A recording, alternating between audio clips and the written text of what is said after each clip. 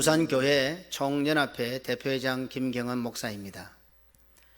부활절을 맞이하여 부산에 있는 모든 교회에 삼위 하나님의 이름으로 문안합니다. 죄와 사망과 지옥의 권세를 이기신 우리 주 예수 그리스도로 말미암아 부활의 소망을 굳건하게 견지하시길 축복합니다. 올해의 부활절은 참으로 절묘합니다. 교회가 여러 가지 면에서 고통의 시간을 지나고 있기 때문입니다. 코로나19 바이러스로 인해 온전히 예배하지 못하는 아픔을 겪고 있습니다. 내부적으로는 이에 대해 극명하게 엇갈린 견해 차이로 몸살을 앓고, 외부적으로는 비난과 조소가 우리의 마음을 상하게 합니다. 이런 고통의 순간 다시금 우리는 부활절의 은혜를 맞이하고 있습니다. 고난주간과 부활절에도 정상적으로 예배를 드릴 수 있을지 모르겠습니다. 하지만 적어도 부활의 소망을 되새길 수 있는 은혜가 다시 한번 우리에게 주어진 것도 사실입니다. 함께 생각하며 기도하면 좋겠습니다. 첫째, 부활의 소망으로 참된 예배를 회복하며 기대해야 합니다. 극명하게 엇갈린 견해들로 몸살을 앓고 있지만 현재 예배 상황이 정상적이지 않다는 것은 분명한 사실입니다. 포스트 코로나19 시대에 우리가 예배에 대해 어떤 자세로 임해야 할지 기도하며 고민해야 합니다. 함께 모이는 공예배의 소중함, 예배의 절정인 말씀 선포에 대한 진지함과 그리움, 함께 기도하고 찬양하는 기쁨, 다시금 간절히 원해야 합니다. 만약 우리에게 여전히 부활이 소망이라면 이는 반드시 포스트 코로나19 시대에 참된 예배의 회복으로 발전해야 합니다. 둘째, 부활의 소망으로 참된 이웃사랑의 정신을 발전시켜야 합니다. 코로나19 사태에 교회는 최선을 다했습니다. 비록 미흡한 점도 있었지만 많은 교회와 성도들 그리고 기독교 단체들이 도움의 손을 내밀었고 방역과 예방에 최선을 다했습니다. 그러나 세상은 여전히 우리를 비난합니다. 세상은 언제나 교회를 비난해왔고 지금도 다시 비난할 준비를 마쳤습니다. 그러나 이것이 하나님의 사랑, 이웃사랑이라는 기독교 정신을 방해하게 해서는 안 됩니다. 우리의 소망 되신 부활의 주 예수 그리스도를 가슴에 품고 우리를 비난한 자들을 위해 더욱더 사랑하고 기도하고 헌신해야 합니다. 셋째, 참된 기독교 가치를 실현하기 위해 연합해야 합니다. 교파가 다릅니다. 신앙 고백과 교회의 질서에 차이가 있습니다. 그러나 적어도 우리는 기독교적 가치를 실현하기 위해서 공동으로 노력해왔고 또 앞으로도 그렇게 해야 합니다. 이번 코로나19 사태 속에서도 우리는 이 빛을 보았습니다. 이것을 계속해서 이어나가야 합니다. 복음에 대치되고 위배되는 일에 대해서는 함께 대응해야 합니다. 순교의 자세로 우리 함께 신앙의 가치를 드러내어야 합니다. 삼위 하나님께서 우리에게 부활의 소망을 회복시키시고 올바른 신앙의 자세를 갖추게 하시길 소원합니다. 안타깝게도 2020년 부교총 부활절 연합예배는 부교총 정경회장님들의 메시지와 저희의 부활절 메시지로 대신하고자 합니다. 부산 1800여 교회와 속한 모든 성도들에게 부활하신 우리 주 예수 그리스도의 은혜가 풍성하시길 기원합니다. 부활의 소망과 회복의 은혜가 2020년 부활절을 맞이한 1900개 부산 지역 교회와 성도들에게 함께 하시기를 주의 이름으로 축원합니다. 인도의 성자 선다신이 영국을 방문했을 때 대학 교수 한 분이 물었습니다. 오랫동안 젖어온 힌두교를 버리고 기독교로 바꾼 이유가 무엇입니까? 그때 선다신은 간단히 대답했다 합니다. 부활하신 예수님이 지금 살아 계시기 때문입니다. 맞습니다. 기독교의 복음은 바로 부활의 복음입니다. 2000년 전에 십자가에 못 박혀 인류를 위하여 대속의 양으로 죽으셨던 예수님은 사흘 만에 부활하시고 지금도 온 땅에 만왕의 왕 만주의 구주로 함께 하십니다. 그리고 성령을 통하여 오늘도 우리와 함께하는 줄을 믿습니다. 중국 우한에서 시작된 코로나19 사태가 중국과 한국을 강타하더니 이제 미국과 유럽을 휩쓸고 전 세계 지구촌 닿지 않는 곳이 없을 정도로 공포로 몰아넣고 있습니다. 그러나 분명한 것은 이것도 반드시 물러가고 또 회복의 날이 다가올 줄로 우리는 믿습니다. 세계 역사의 변천을 보면은 대대적 큰 사건 이후에 새로운 변화가 일어났다는 것입니다. 20세기가 두 번의 세계 대전을 통해서 새롭게 탄생한 것처럼 21세기는 코로나19 팬데믹을 거치며 새로이 탄생할 것이라고 역사가들은 진단하고 있습니다. 20세기 초에 스페인 독감에 이어 100년 만에 지구를 강타한 코로나 바이러스가 바꿔놓을 세상은 어떠할까?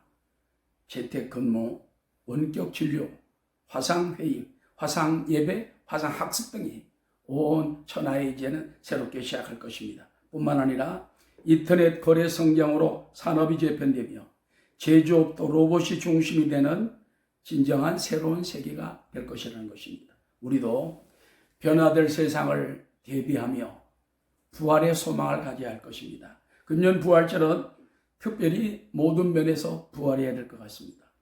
코로나19가 하루빨리 지구촌에서 물러가야 되겠습니다.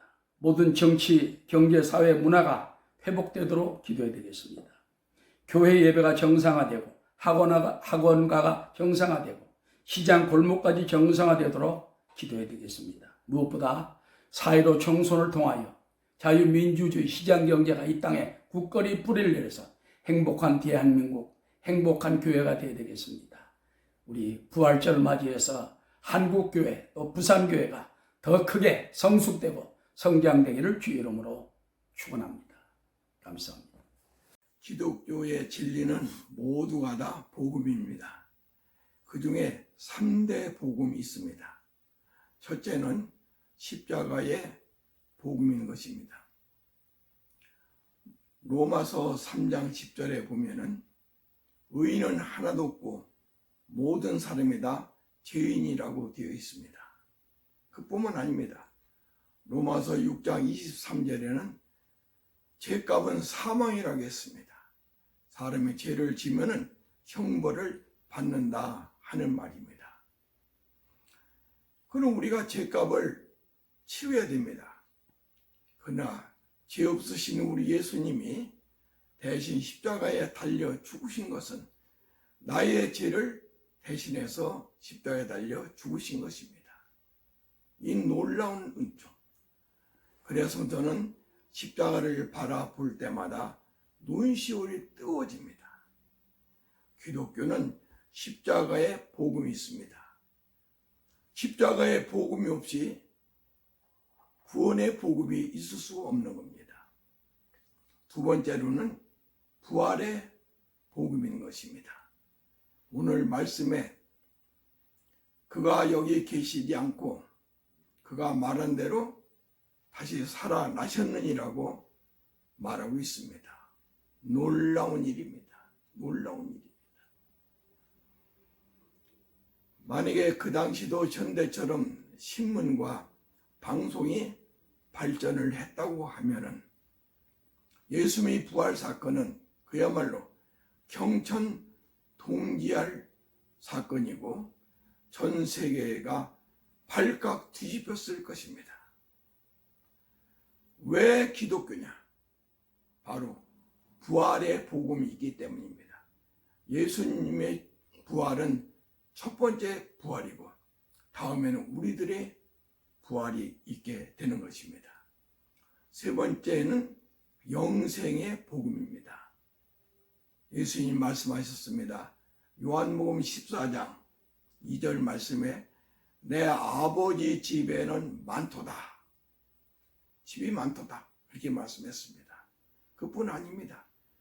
요한계시록 21장 4절 보면은 바로 그 천국은 아픔도 없고 고통도 없고 눈물도 없고 죽음이 없는 곳이라고 말씀하셨습니다.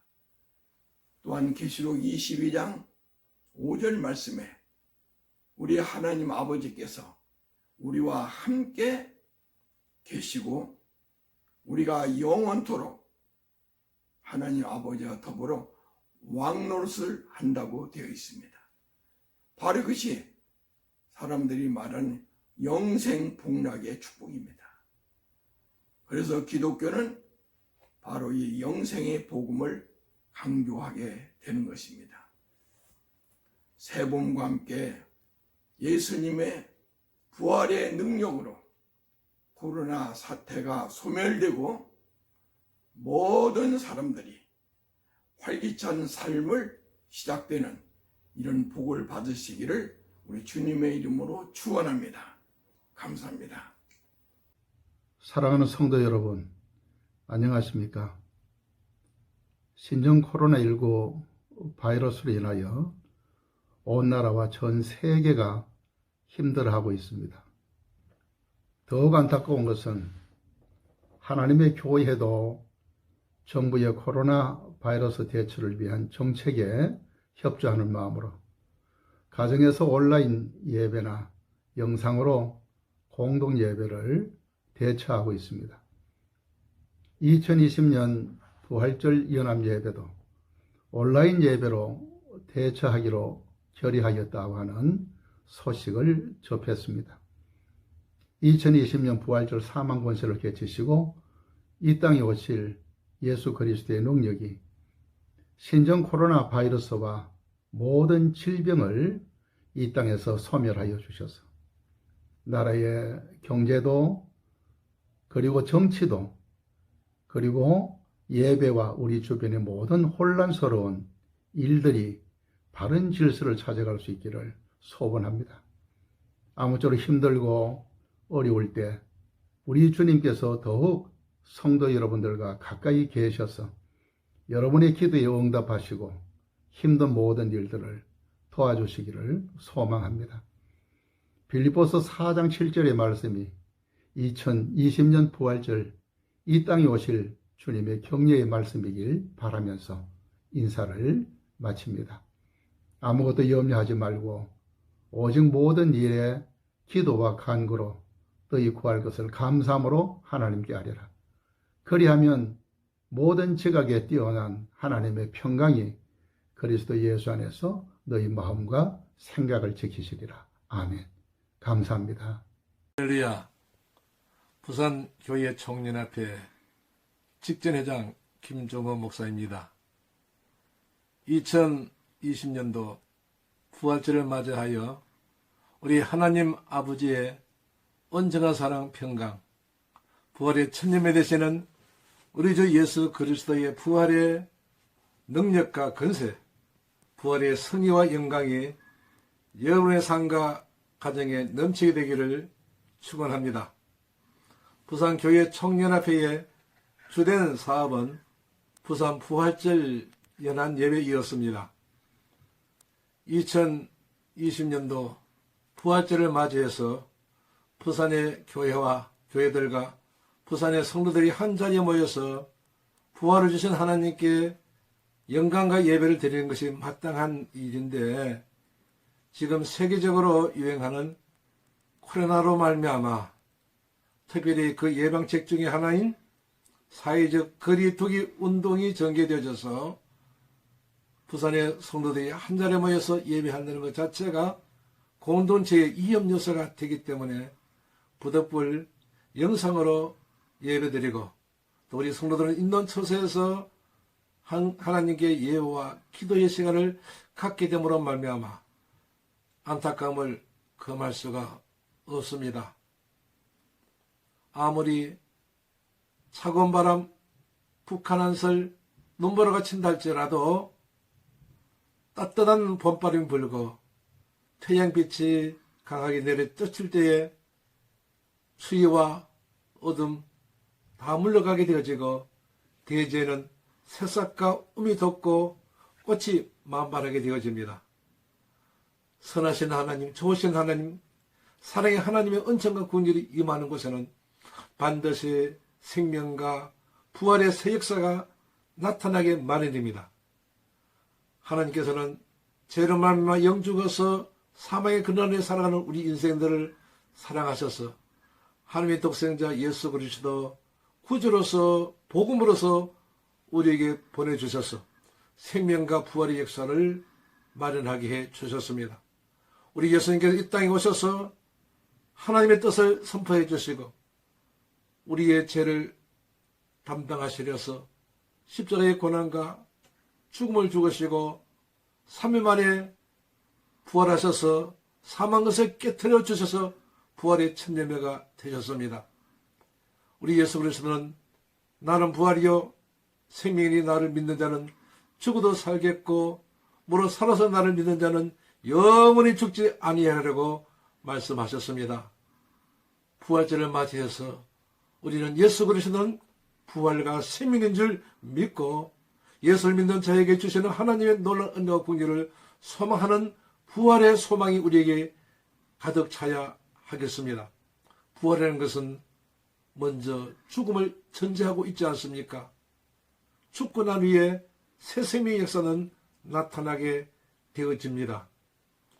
우리 모두가 예수님께서 부활을 주시기 위해서 하늘에 죽어지는 미랄, 예수님께서는 하늘의 미리 땅에 떨어져 죽지 않으면 하늘 그대로 있고 죽으면 많은 열매를 맺는다고 말씀을 해 주셨습니다.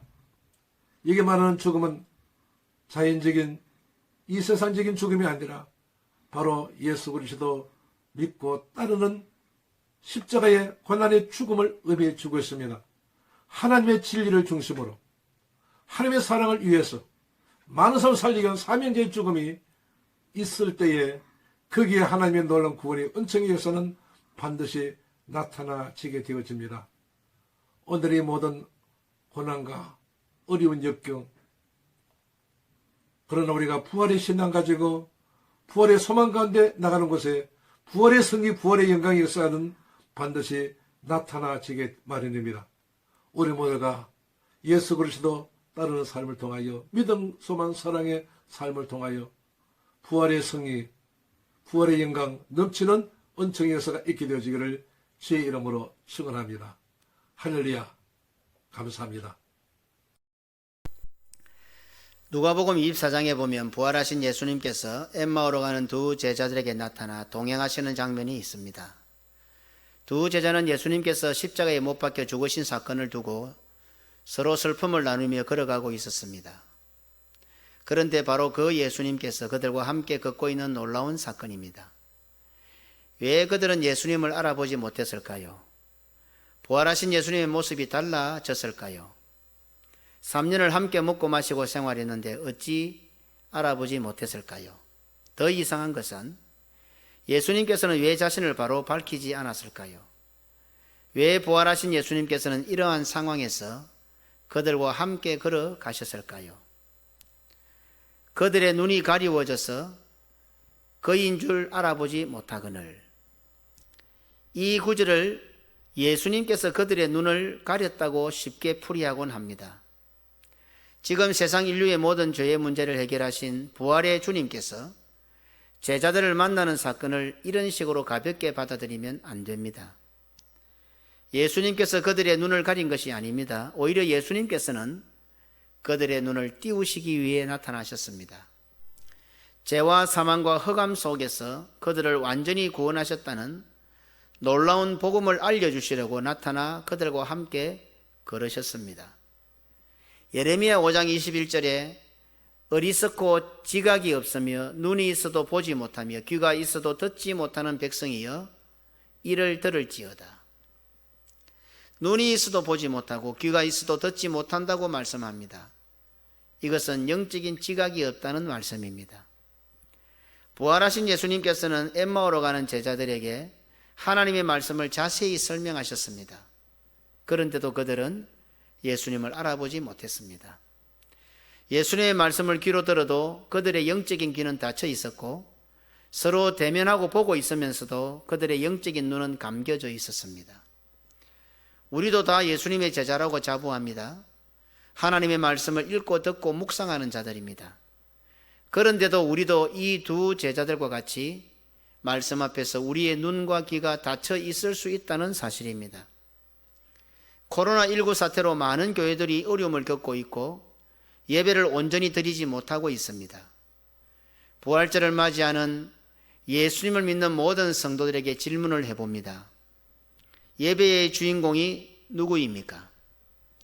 안타깝게도 오늘날 예배의 주인공이 우리 자신이 되고 있습니다. 예배를 드리러 가는 것이 아니라 예배를 받으러 가는 우리들이 되어버렸습니다. 그러니 집에서 영상 예배를 드려도 된다고 생각합니다. 우리가 주인공이 되어버리니 우리의 편리와 안전이 더욱 중요해졌습니다. 그러면서도 그것이 예배라고 생각하고 믿고 있습니다.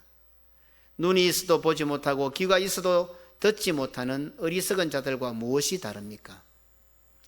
예배의 주인공은 하나님이십니다. 예배는 영적인 잔치이고 하나님을 영적으로 보고 듣는 곳입니다. 두 제자는 왜 예루살렘을 떠나 엠마오로 가고 있었겠습니까? 예수님을 잡아 죽였으니 그들도 두려워하여 문들을 잠그고 숨어 있다가 이제는 엠마오로 도망을 가고 있었던 길이었습니다.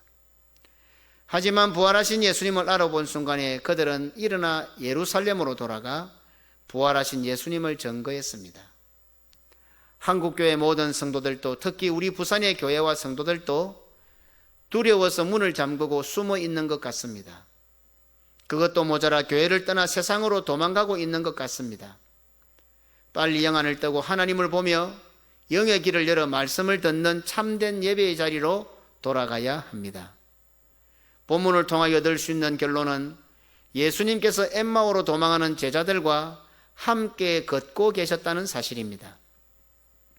두 제자가 예수님을 알아보지 못하고 있어도 예수님은 그들과 함께 걷고 있었습니다. 이 사실이 우리에게 얼마나 큰 은혜의 메시지인지 알아야 합니다. 두 제자는 예수님을 보지 못하였지만 예수님께서는 그들을 바라보시고 그들에게 찾아오셨습니다. 두 제자는 두려워하고 있었지만 예수님께서 그들과 함께 걷고 계셨으니 그보다 더 안전한 곳이 어디에 있겠습니까? 그들이 겁이나 도망을 가는 모든 문제의 답이 지금 그들과 함께 걷고 계셨다는 사실입니다. 부활하신 예수님을 믿는 부산의 교회와 성도들에게 당부합니다. 코로나19 사태로 많은 고민과 어려움을 겪고 있을 것인데 이번 부활절을 기념하며 꼭 기억하시길 바랍니다. 예수님께서는 여러분들과 함께 걷고 계십니다. 예수님께서는 지금 우리 곁에서 우리와 함께 걷고 계십니다. 부활하신 예수님께서는 지금, 바로 지금 두려움에 떨며 예배의 자리를 떠나 세상으로 도망가고 있는 우리를 찾아오셔서 우리와 함께 걷고 계십니다. 풀무불 속에 던져진 다니엘의 세 친구와 함께 걷고 계셨던 주님께서 지금의 코로나19라는 바이러스 풀무불 속에서도 우리와 함께 걷고 계심을 고백합니다.